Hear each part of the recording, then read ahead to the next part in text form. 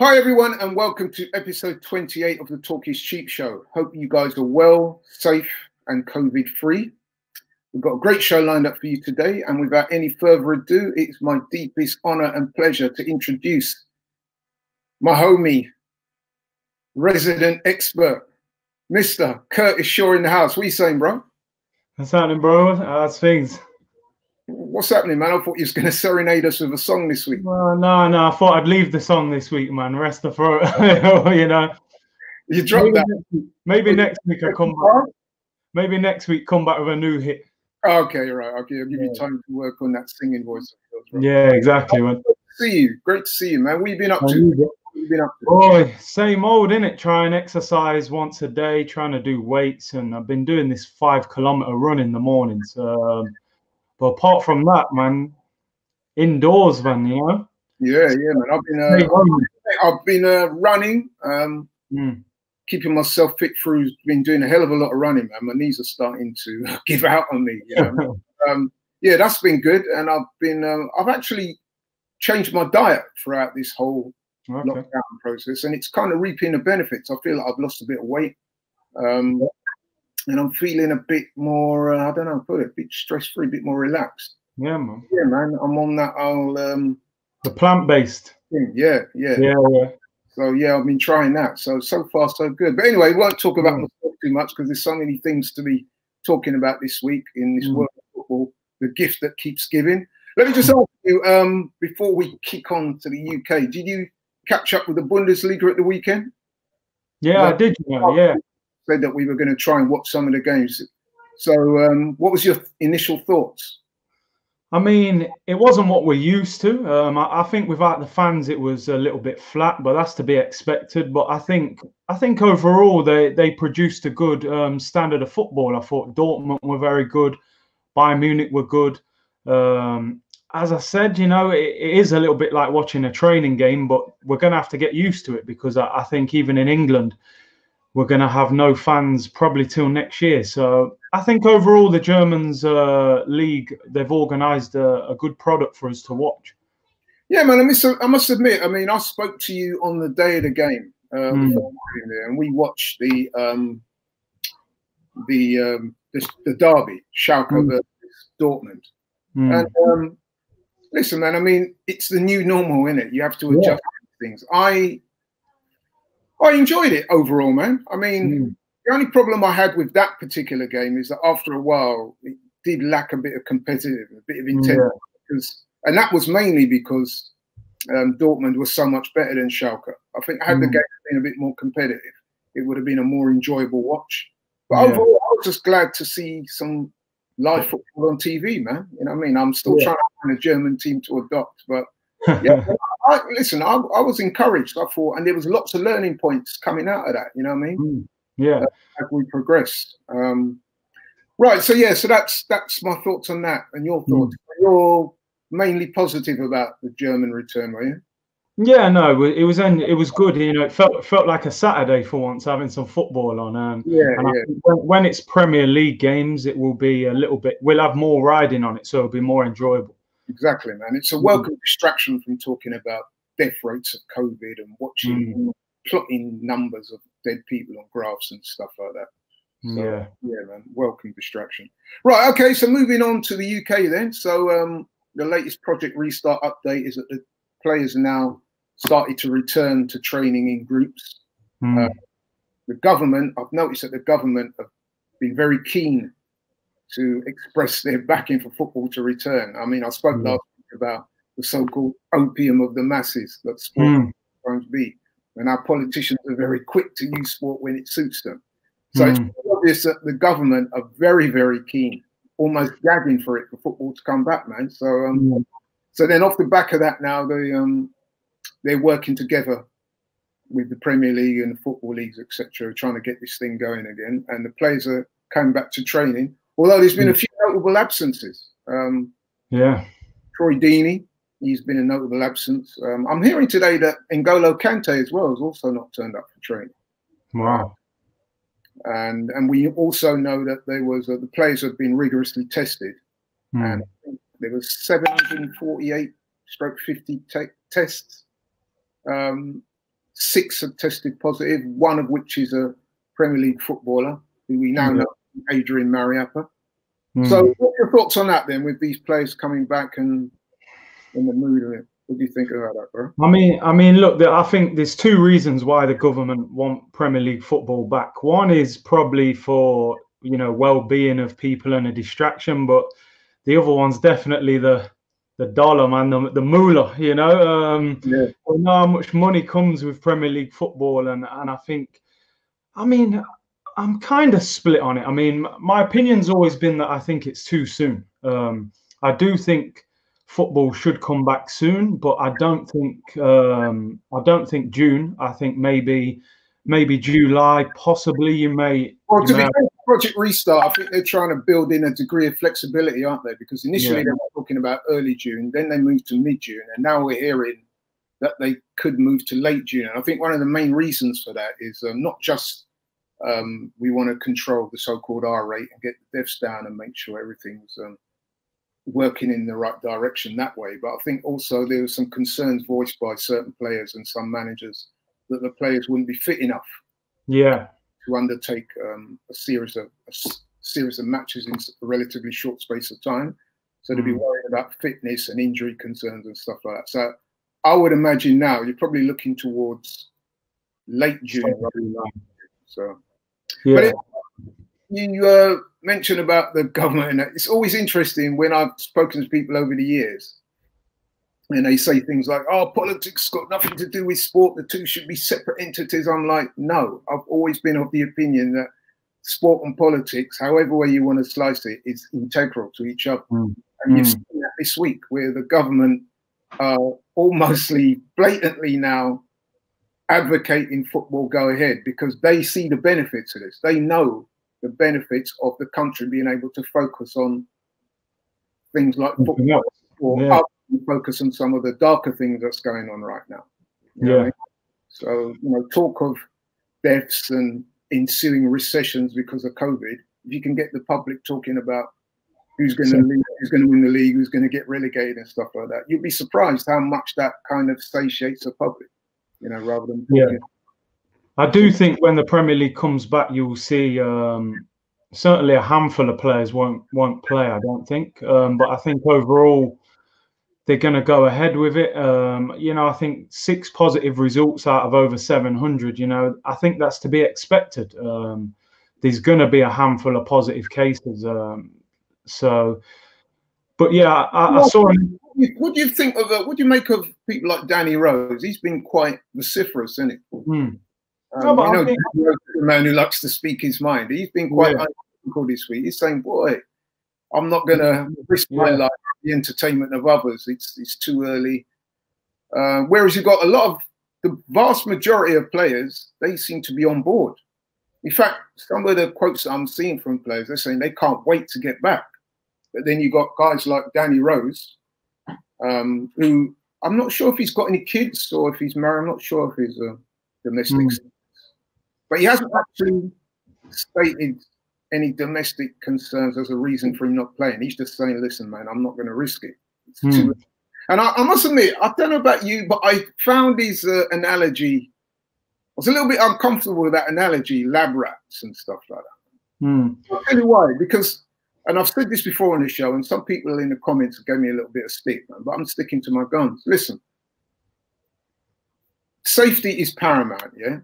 And I get that. And indeed, the government, both the government and the Premier League have said that they're going to do all they can to try and ensure the safety of the players as much as they can. But we all know, man, any sensible person will tell you that you cannot guarantee someone's safety 100%.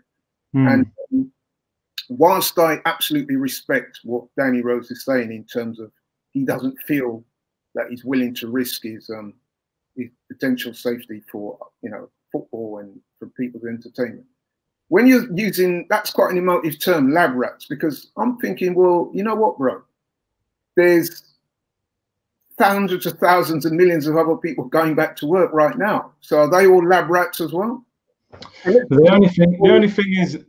only thing is, Laura, I mean, with professional footballers, especially in the Premier League, they're in the fortunate position that they're financially secure.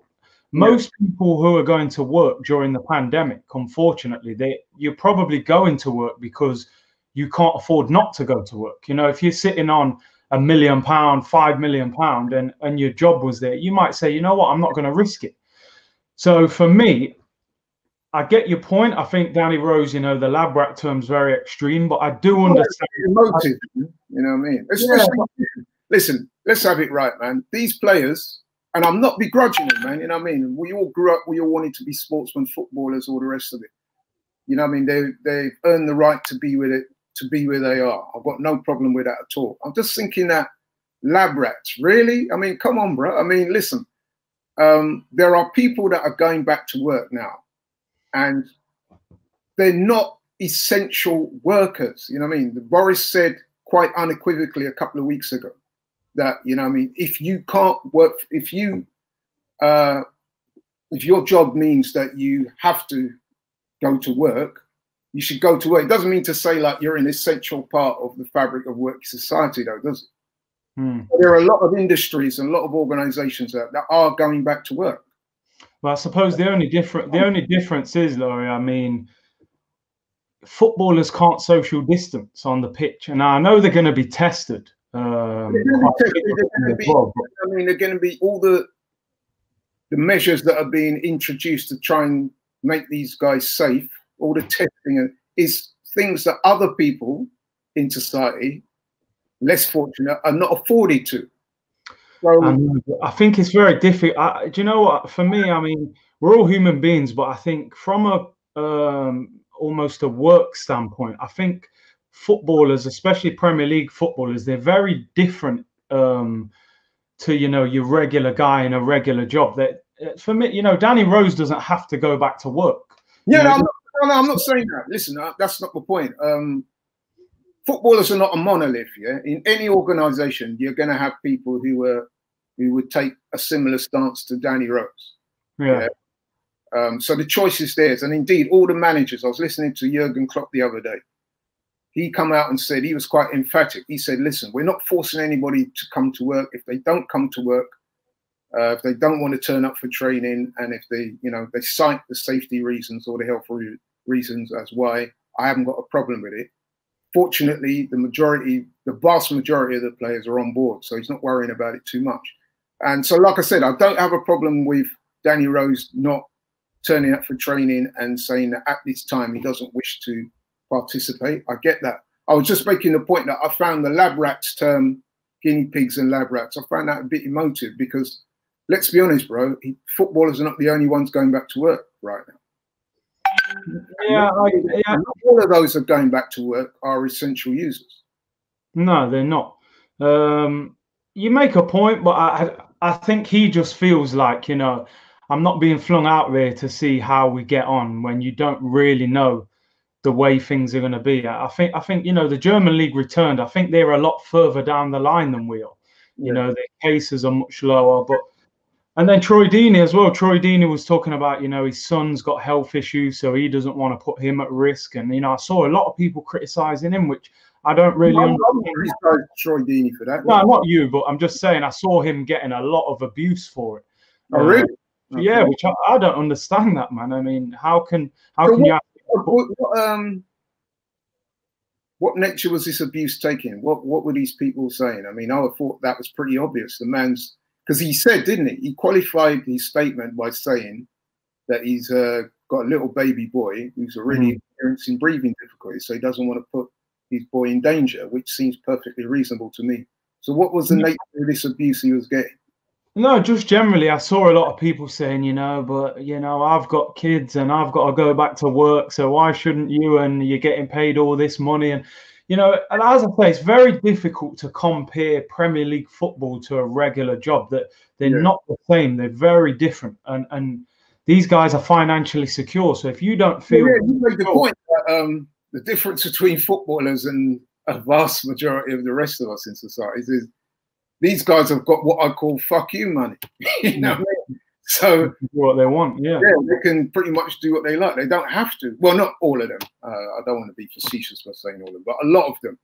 at the level which Danny Rose and Troy Deeney play at, and the kind of club they play for, the amount of money they're earning, they are able to exercise that option and say, well, listen, I'm not going to play. Although, to be fair to Troy Deeney, his manager, Nigel Pearson at Watford, has been very supportive of him. Yeah, which is good to see, man, because, you know, under them circumstances, how can you argue with it? Yeah, man. I mean, at the end of the day, man, it's up to the player. What do you think about this whole issue of the, it's been raised, the BME, black players? You know, because we're hearing that COVID-19 can adversely affect black people. So what's your thoughts on, I think it was raised by one or two players that, you know, I mean, they have specific concerns. What's your thoughts there, man? I mean, it's interesting because this only seemed to come out recently. So it's like, sometimes you wonder, is it scaremonger tactics or is it true, you know? But yeah, if that's the case and they're the facts, then, you know, black players have to be even more careful if they're 4 times more likely. So you can understand why Danny Rose and Deeney and these guys are saying, you know what, I'm at more risk than another player would be. So I'm going to step away from it, which, you know, I think you can't argue with that. No, I agree. They're right to raise the concern, aren't they? Yeah, of course, yeah. But so far, it does look as if the vast majority of players across the 20 League Premier clubs seem to be on board with this. Yeah. We know that they're now at a phase where they're being allowed to train in groups. And we're not hearing any adverse reports of anyone testing positive and stuff like that, on anyone, too many people dropping out. Like I said, I heard today about N'Golo Kante. There's been very few people that I'm hearing about. So I think that's quite an encouraging thing there. Yeah. So do you think then that the more we move forward, are you having any more thoughts about, you know, the games going on? No, look, games are going to go. The reason why I asked that is that I think it's fair to say that a couple of weeks ago, you were steadfastly against it, weren't you? No, do you know what? I get the impression that over the last week or so, I feel a slight change with you. Is this because you're seeing more green shoots of recovery? Yeah, do you know what it is? Look, I was purely talking more from if I was in the situation as a player.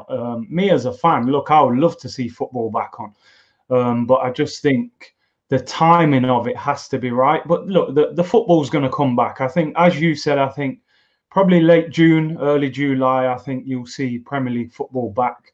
And you will get positive cases. Like you said, 6 came back out of over 700. You know, it's to be expected. 748 tests that were undertaken, and I think 6 was positive. Now, and they weren't all players, were they? Some of them. No. Yeah. Over 2 or 3 clubs were in it. I think Watford and Burnley. There was one other club that we don't know about. I tried to do my research, and I don't think Arsenal was that other club. No. There were a few names being thrown around, but Arsenal weren't one of those names. So I'm assuming that Arsenal have not been affected. But anyway, not that you know, I mean, we're not wishing that on anyone, but yeah, just in terms of the team we support. So I thought that 6 out of 7. I mean, listen, 6 is too many, but 6 out of 748, man. I mean, that's not bad, is it? No, that's a pretty good number. That's a very reasonable number. So going forward, it looks like things are kind of moving towards a position where we are going to. They're very serious, I would have thought. You know? Yeah, I think with the players being back in training and they're in groups, I believe they're training in small groups. So yeah, I think we're moving closer to the Premier League coming back, and I think the Bundesliga being back will have encouraged them even more as well. So I was going to say the vibes I'm picking up as well. It looks like the general public are more in tune with it as well, especially after what happened last week, the Bundesliga coming back. A lot of people I spoke to were saying, yeah, that's great, but when we're going to get our version of football back, you know what I mean? I think one thing when you watch the Bundesliga, especially with there being no fans there, it's kind of difficult to get engaged, isn't it? Yeah. The difference being if that was in England and you've got the team that you follow, then obviously naturally you're going to be more attuned to what's going on. You're going to have a greater interest in it. And I think it will make it, I mean, a much better viewing experience. Yeah, definitely. With the players, and you support the clubs. the various clubs, and you can see what's going on, and you'd be more in tune with it. So yeah, definitely. Yeah, man. So listen, I'm reasonably encouraged, man. I mean, people are giving me stick, and listen, man, that's cool. I don't mind getting a bit of stick, but I'm one of those glass half full guys. Hopefully, I'm the type of guy that, listen, man, the whole world has been under it during this whole COVID pandemic, and I think it reaches a point where as we start to come out of this, the very worst of it, my view is that we need to look forward and see how we can start looking at how can we return back to normal. I don't want to be just stuck indoors every day looking at things like death rates and how much it's fallen today and this and that and R rates and stuff like that. I'd quite like something else to focus on. So I'm encouraged with what's going on. I think we will restart, and I'm actually quite looking forward to it. Yeah, definitely. It'd be good to watch Arsenal again anyway until we drop points and we're all moaning. Yeah, I mean, listen, man, there's a lot to play for. You know what I mean? Yeah. Okay, Liverpool pretty much got the title sewn up, but beneath that, you know what I mean? There's a lot left to fight for. Yeah, there's a lot left to fight for. Yeah. Right, okay, thanks for that then. So we've spoke about the project restart for this week, unless there's anything else you wanted to mention. No. That one, yeah. Right, so moving on to Arsenal then. So the news that this week was Stan Kroenke and the PPE. Yeah, I bet he was not happy with that announcement, was he? Yeah, well, we've been told that the financial fair play rules are to be relaxed. So presumably that should open up the opportunity for Stan to get his hand in his pocket and pull out some money, man, and try and get some players in, you know what I mean? Yeah. What do you think of the chances of that happening? I mean, I have to say, hitherto, he's not been an owner that has been looked to. He's not pretty sure. He's not known for his profligacy, anyway.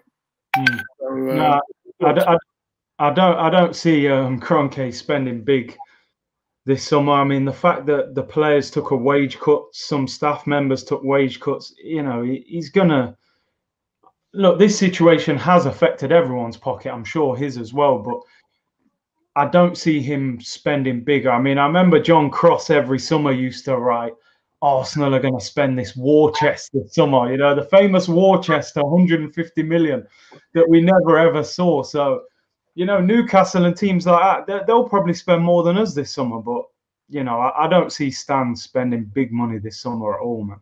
More likely we'll be selling. Well, this is it. This is what we're all worried about, man. I mean, there's still a lot of issues unresolved as well. I mean, the obvious one being the Aubameyang situation. I know that the Thomas Partey thing is ongoing. We're still heavily linked with him.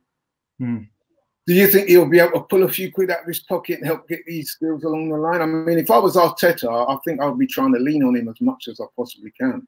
Yeah, he needs to. But the problem is, I think, not a lot will be clear until we see what competition we're in. If we actually somehow get top 4, or maybe we finish 5th and Man City's ban goes through, maybe all of a sudden we get an extra 40-50 million to spend. But if we're in the Europa League or even not in Europe, then it's going to be minimal spending, man. And it's worrying. It's worrying. So hopefully when Arsenal come back, they get their act together on the pitch.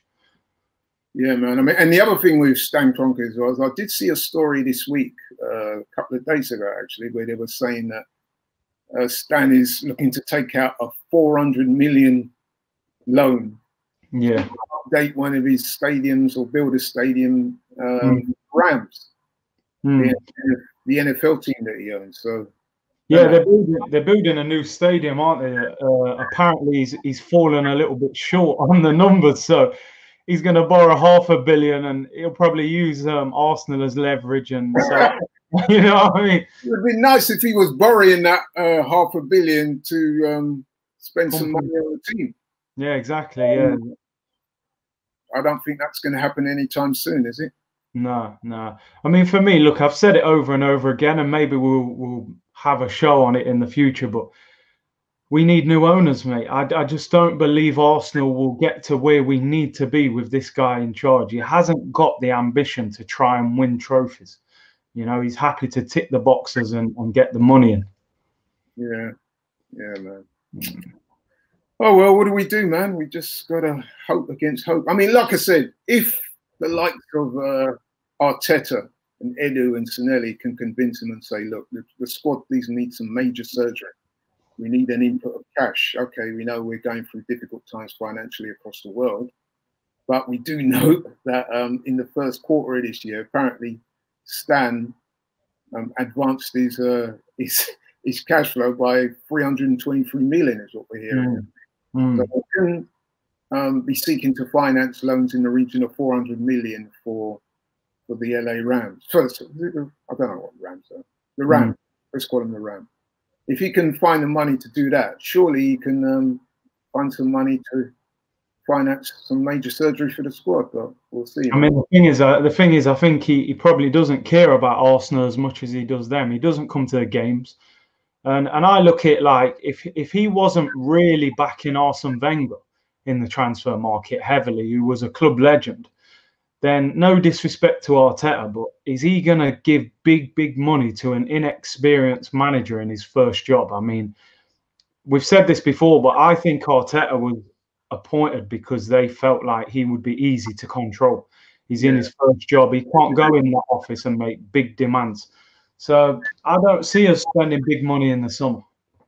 Yeah, I think you're right on that one. And I think also as well, we have to be looking over our shoulder a little bit as well, because, I mean, you know, I've noticed that Newcastle, Everton, teams like that, you know what I mean? Newcastle especially about to have a sugar daddy come on board their club, you know what I mean? And I'm sure he'll be looking to spend, man. Big time. That oil money.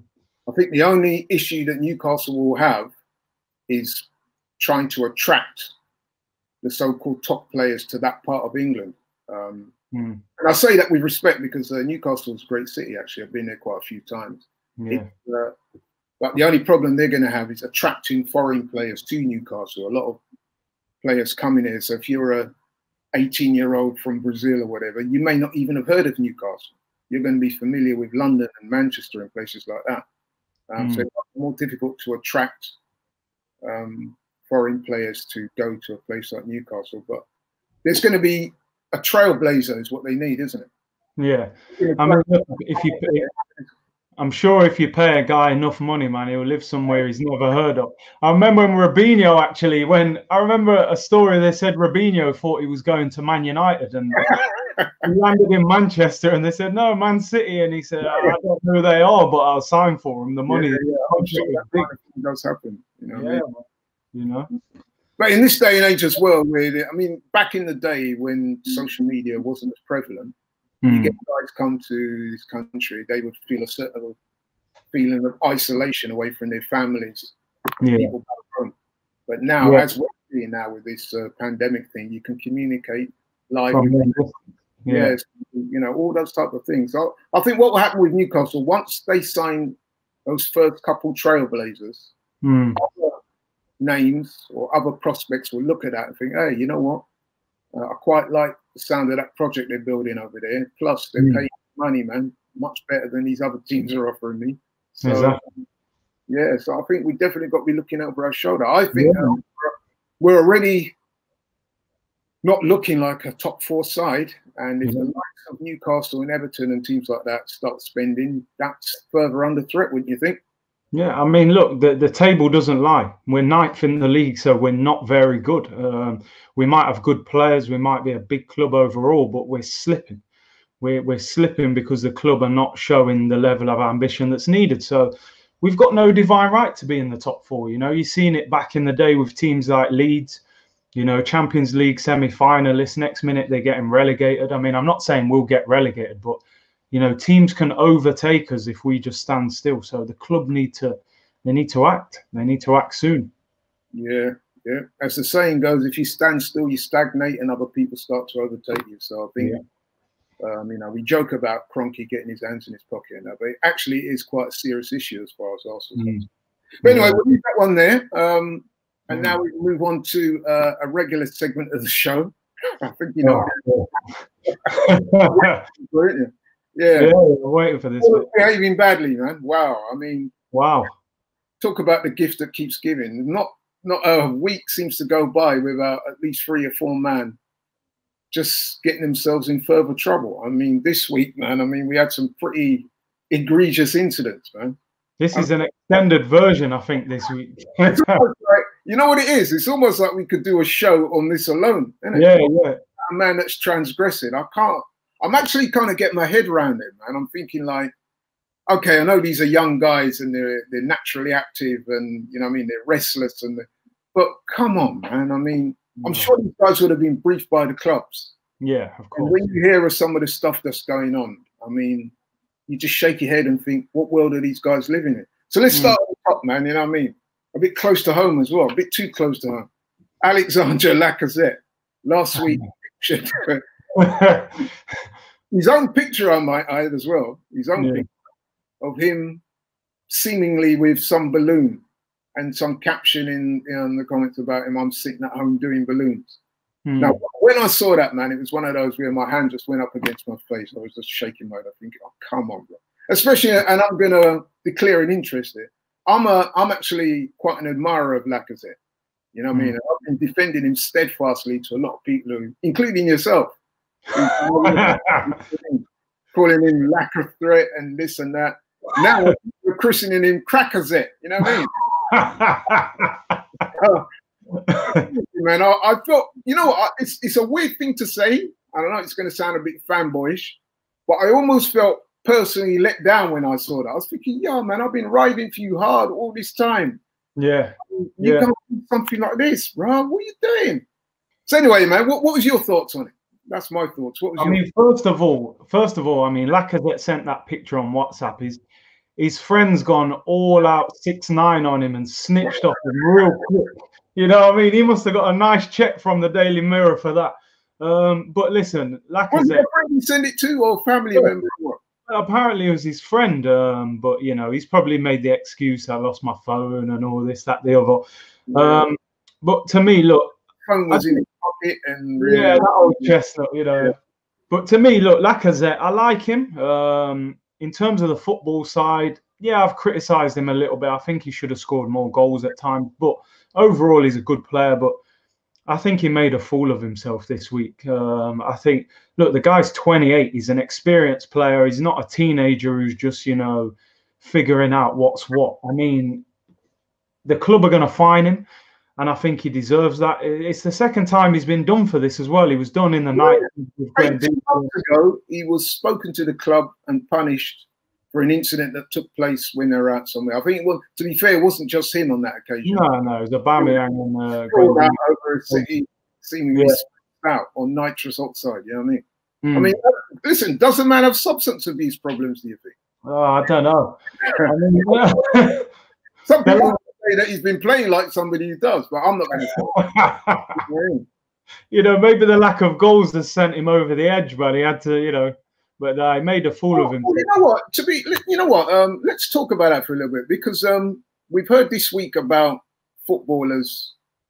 It's been Mental Health Week, so shout out to people out there that have acknowledged that, the people who have had problems. You know what I mean? So we want to acknowledge that. But yeah, do you think it's a stretch then that he may be going through some issues? I mean, because not being funny, there was a story a couple of months ago about Lacazette, weren't we? Again, we don't know if these stories are totally true, but there was some talk about, put it this way, some talk about infidelity anyway. Yeah. Some of the tabloids. So he's had a bit of a rough time of it recently. He's not doing that well on the pitch. A few things going for him wrong off the pitch, obviously. Do you think that he might be one of those guys? Maybe we shouldn't be too harsh on him, because maybe there's some kind of issue there, you know what I mean? He hasn't come out and spoken about it. In fact, he's not said anything about this latest. No. Could it be that him and some of the other players, this lockdown is maybe we might be overlooking that, to be fair to some of these guys, because they're, as I was saying earlier, they're athletes, naturally active guys, you know what I mean? Hyperactive even. And they're having trouble with this lockdown, you know what I mean? I mean, look, what I will say, when you play sport at any level, but especially a top level like them, there is a lot of mental pressure, and especially during this lockdown where you're not playing. You know, I'm sure there's a lot you're going through, and sometimes, you know, we're all human beings. You have to, you have to do something that relieves the pressure sometimes, and have a bit of fun or whatever. But to me, my biggest issue is, why are you sending these things over social media, man? Like, if you're in your house, you're doing something, keep it private, man. Don't put it out there for the world to see. And I just think they're bringing on themselves a lot of it. This is the thing. Every time we see a story, it's like, oh, they've done this, but they took a picture and uploaded it. And you think, are you trying to? I mean, you said to me on the phone the other day, and it's a good point. Is Lacazette trying to force a move, by acting like this to make Arsenal? People going through my mind. I was like, yo, is this some kind of way of engineering away at the club? Maybe he's had enough. Maybe things are not happening. And he's just thinking to himself, you know what, fuck it, man. I'm just going to do what I do. And if I get sold, I get sold. I'm not saying deliberate engineer way out of a club, but he might be at that point in his life, in his career, where he's thinking, you know what, what the hell? I don't, if I go, then cool, I'll just find somewhere else. And the thing is, this in his own self-pity a little bit right now. You know. Yeah.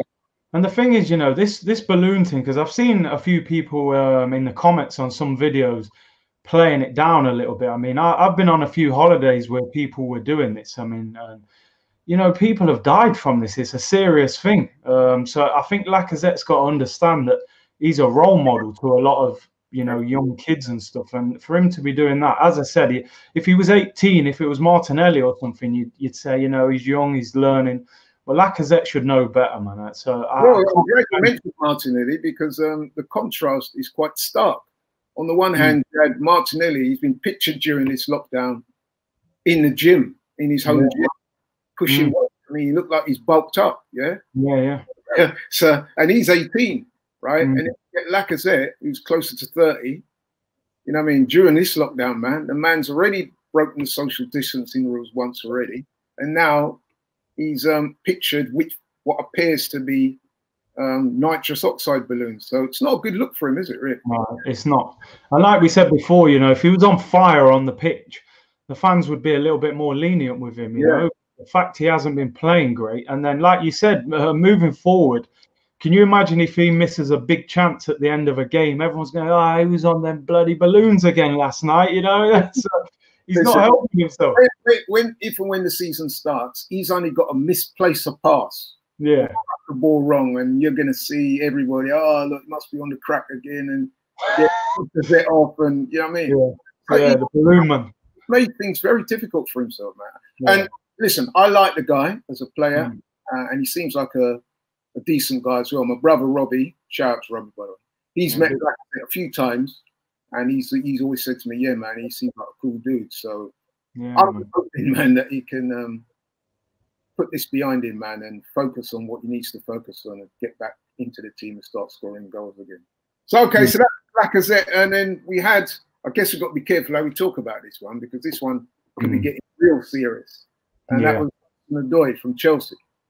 I guess we have to count what we say in corporate terms, but not looking good for the guy, man. I mean, for those of you who don't know, I'm sure probably most of you do know, it would appear that Hudson-Odoi invited a glamour model over to his house, which on the one hand you could say at least he wasn't leaving his house, but then he's still broken the rules because he's invited somebody to come over that shouldn't have been there, really. And then whatever's happened has happened, but it's resulted in the woman concerned calling the police. And from what I can pick up, she's alleging that she was either assaulted or raped or both. That's what we're hearing. I'm not saying that he did it, by the way, so I don't want people coming at me and saying you said he did this. Listen, you're until proven guilty anyway. So I just want to put that out there. But yeah, that seems to be the allegation or the story. And if any part of that is true, that is not a good look for Hudson-Odoi. And in fact, I noticed that I saw a report today where they said that he's not turned up for training. He's missed for the last couple of days. So, Curtis, my man, tread carefully, but what's your thoughts on that one? I mean, it's a bad one. It's a really bad one. These kind of. I just add with Hudson-Odoi, if my memory serves me right, wasn't he after Arteta? He was like one of the first footballers to have contracted the virus, wasn't he? Yeah. He actually contracted COVID. In fact, he wasn't too badly affected by it. But I do remember at the time he was very effusive, coming out, telling everybody, you know what I mean, to stay at home, to observe the rules, and big up the NHS and all the rest of it. So you would have thought that a guy like him, even though he's very young, given that he was affected in the first place, you would have thought that would have given him more greater sense of awareness around stuff like this. But not only has he flouted the rules, but he's ended up in a situation, man, where it could get very serious for him. So, again, what's your thoughts, bro? I mean, it's a career-threatening situation, potentially. Look, I hope it's not true, but if it is, he deserves the punishment. He's been stupid at the end of the day. It's a difficult one. It's a very difficult one to talk about. You know, I'm not even too sure what to say about it because not too much has come out about it. It just said that he's on bail, pending further investigation. He did actually get arrested, right? Apparently he was arrested and released without charge, but on bail. So clearly they're trying to gather evidence and whatever, but it's a difficult one. It's a bad one. I mean, it's hard enough for a black man to go in a supermarket. You know, you're getting followed around by the security man and all these footballers every day, man. It's like, come on, man. I must admit, as a person of culture, I'm not going to lie. I'm looking at this. I'm thinking, boy, a lot of our brothers, man. You're putting us under pressure right now, man. Yeah. You know what I mean? I don't want to turn it into a race thing, obviously, but you can't help but look at it and you just see the faces and the names and you think, oh, nah, man. You know what I mean? It's not a good look. So, yeah, it's not good. It's not good. Yeah, we won't go into that one too much. No. Legal issues involved here as well. But then Serge Aurier, man, another one. Hey. and I think with Serge Aurier, I think this is possibly his third breach of the rules. Although, to be fair to him, and I'm trying to be as fair to him as I can, it's on the scale of 1 to 10, it's probably on the lower end of the scale, put it up. He shouldn't have done it. But basically what he did is he felt he'd have a haircut. And I think he's invited his barber friend round to cut his hair. Yeah. And he's had his hair cut. And then, as you was alluding to earlier with these guys, he snitched on himself by posting the photo of him with his barber in some kind of that sort of whole pose as well, man. That was a bit sort of inappropriate as well, to be honest. But anyway, yeah. So he's pushed back on it, isn't he? He said, "Listen, man. You know what I mean? I'm negative, and my barber is negative. I don't know how. I mean, presumably the other guy's been tested before he done the haircut. Yeah. But even so, it's just a bit inappropriate, wasn't it? What do you think? Especially as he'd been spoken to before by the club. I mean, he posted the picture on his social media site, and very quickly people were coming at him and saying, "Look, you know, what I mean, there you go again. You're breaking the rules." And but then what Serge Aurier did, in keeping with the type of guy that he is, he doubled down on it and started saying, "Listen, man, mind your own business, blah blah blah." But then if you posted it on social media, you're going to expect people going to come back to you in this way. Maybe if he was going to go ahead and have the haircut, A, he should have gone through the club first and see if it was okay, and B, probably it's not a good idea to post it on social media. What do you think? I mean, Serge Aurier, he's a guy who don't seem to care much anyway. It seems to be his way or no way, you know. I mean, it's a crazy one. Impulsive individual. Put it up. Yeah, he seems very feisty, man. I mean, he probably looks at it and thinks, you know, if that guy's been tested and he's been tested, from his point of view, he probably thinks it's okay. Yeah, clearly he thinks, yeah. But wouldn't it, don't you think, especially like he's... But it is inappropriate. Listen, I'm sure he's not a silly man, yeah? I'm going to say that. So, I'm thinking like, if you were going to do something like that, A, probably should have gone through the club first and found out exactly, you know what I mean, where you stand on this. Was it a good idea? And you know what I mean? Yeah. Secondly, to post that picture on social media at a time like this, I just think you're kind of asking for trouble a little bit. Yeah. From somewhere is going to pick you up on it. straight away. I mean, that would be my thinking. You know what I mean? And the thing is with Aurier, if he took the approach afterwards that, you know, maybe I was a bit insensitive, I wasn't thinking, you know, I thought because we were both negative it was okay, but apologies if I offended anyone kind of thing, then I think people would have been a bit more laid back. But the fact the guy's just saying, yo, don't worry about me, concentrate on yourself, you know, that ignorant attitude. You know, so that I feel like he's taken.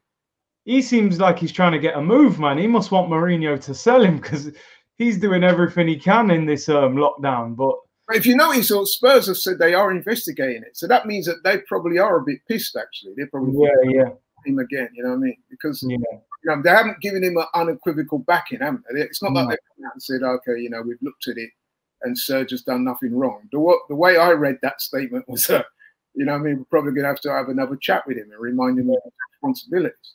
So it's an interesting bit of an issue, man. I think the sooner these guys get back, I genuinely do think a lot of it is down to the restlessness of the players. I think that they're used to, you got to think about it, footballers especially, with the kind of wealth that a lot of these guys have, they get a lot of freedoms in it. They operate in a different world to the vast majority of us.